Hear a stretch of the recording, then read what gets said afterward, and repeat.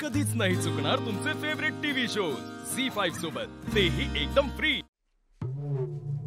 निराणी,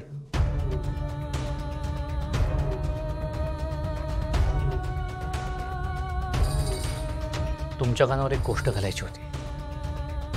बोला ना. एक मिनिट.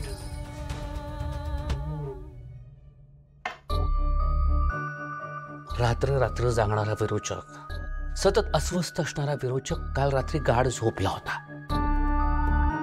म्हणजे तो एवढा आरामात होता ना, म्हणजे जसं आपल्याला कधी टेन्शन असलं, आपण टेन्शन फ्री असलो, निवांत असलो, निश्चिंत असलो ना, तसा वागत होता.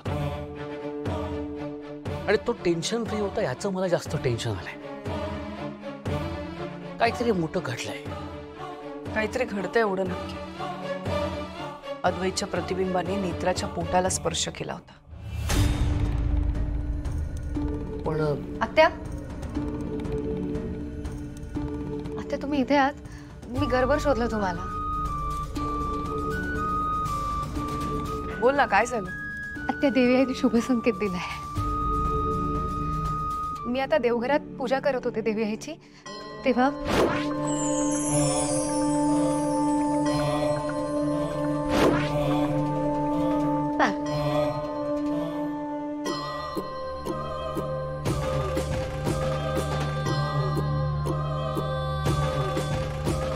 आत्या, देवी आई हेच सांगायचा प्रयत्न करते की सगळं व्यवस्थित आहे. मी ना उगाच काळजी करत होते, पण आता देवी आईने स्पष्ट केलंय की घाबरायची काहीही गरज नाही. विरोचक माझ्या बाळाला काहीच करू शकत नाही. नको काळजी करूस, बाळाला काही होणार नाही. मी पोळ्या करते. हा, तुम्ही सुद्धा 10 मिनिटात या. आज एकत्र बसून नाश्ता करू. आलो आलो.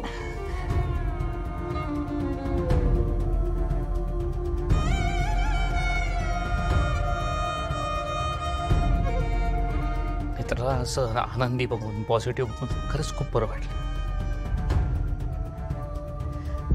म्हणून मी विरोचकाचा विषय नाही काढला तिच्या समोर. तिला मला टेन्शन द्यायचं नव्हतं. नेत्रा या युद्धाची मुख्य आहे.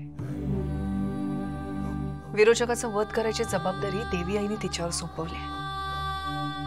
तिला सगळं सांगावंच लागेल. बोलूच आपण तिच्याशी, पण तोपर्यंत विरोचकावर बारीक लक्ष ठेवायला हवं.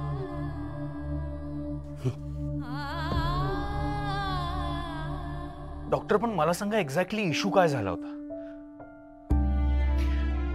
डॉक्टर, तुम्ही आमच्यापासून काही लपवत तर नाही आहात ना? बाळ नक्की व्यवस्थित आहे ना? काय रिपोर्ट्स आल्यापासून आम्ही रिलॅक्स झालो, पण मला सांगा खरंच टेन्शन घेण्यासारखं काही नाहीये ना आता?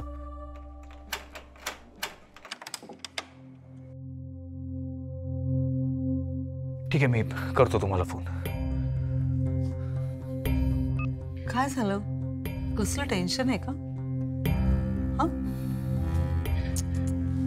मी पण काय विचारते, विरोचक तुमच्या आयुष्यात असताना विरोचकाचंच टेन्शन असणार ना? बरोबर आहे. पण काय राजाध्यक्षांच्या वंशाचा दिवा काय म्हणतो? बरं आहे का? बाळ बरं आहे का?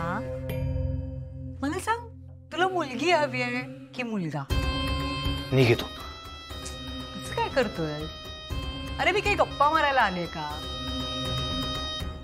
मी फक्त इतकंच विचारायला आले की बाळ बरं आहे ना, काही त्रास नाही ना? तुला सांगितलं ना इथून निघ म्हणून. आधी कशाला उगाच चिडचिड करतोस? बिल्डो बापासारखं वागू नकोस. सरळ सांग मला, बरं आहे ना बाळ? तुला सांगितलेलं कळत नाहीये का? आत्ताच्या आत्ता निघ इथून. का चिडचिड करतोयस एवढी? का मूड घालवतोय स्वतःचा? बर, तुझा मूड चांगला करण्यासाठी एक किस्सा सांगू का तुला? बरं वाटेल तुला, गंमत येईल. सांगू का?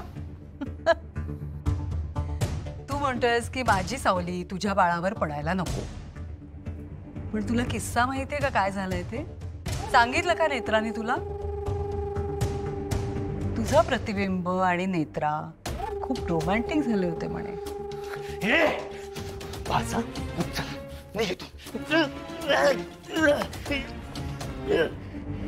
गद्दारा, गद्दारी केलीस ना माझ्या बरोबर त्रेतायुगात. म्हणून हा विरोचक हरला. पण कलियुगात नाही, त्रेतायुगात त्या त्रिनयनेच्या पत्राखाली दडलास म्हणून वाचलास. कलियुगात हा विरोचक तुझा सूड उगवणार.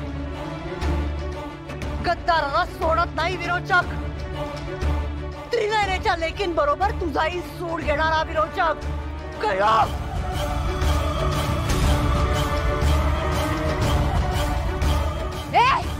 सोड. साहेब तुम्ही ठीक आहात? तुझी हिंमत कशी झाली साहेबांना स्पर्श करण्याची? तुझा वध होईल तेव्हा होईल. पुन्हा जर का त्यांनी स्पर्श केलास ना तर गाठ त्रिनयना देवी याच्या लेकीशी लक्षात ठेव. निघ.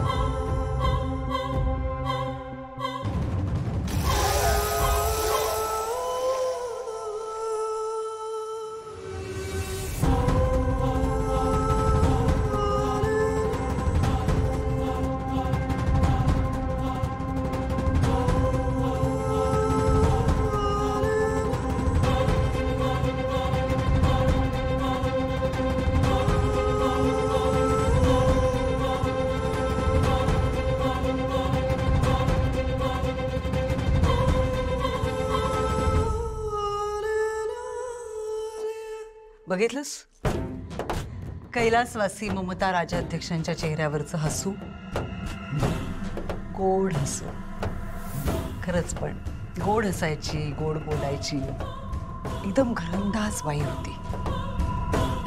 म्हणजे माझ्यासारख्या कितीतरी रुपाली म्हात्रेंचं स्वप्न असेल हिच्यासारखं आयुष्य मिळावं. मी म्हाताऱ्यासाठी नर्स म्हणून या घरात आले तेव्हा ना मला खूप त्रास व्हायचा, जळफळाट व्हायचा आईचं हे गोड हसू बघून. पण झालंच शेवटी माझ्या मनासारखं. बिंडोक बिंडोकच ठरला. एवढी घरंदाज बायको सोडून माझ्यासारखीच्या प्रेमात पडला. पण माझा जळफळाट व्हायचा म्हणून नाही मारलं मी हिला. मी हिला मारलं कारण ती जर जिवंत राहिली असती तर या घरात तिला जिवंतपणे मरण यातना भोगाव्या लागल्या असत्या. झी5 ॲप डाउनलोड करा आणि पहा सर्व एपिसोड्स एकदम फ्री.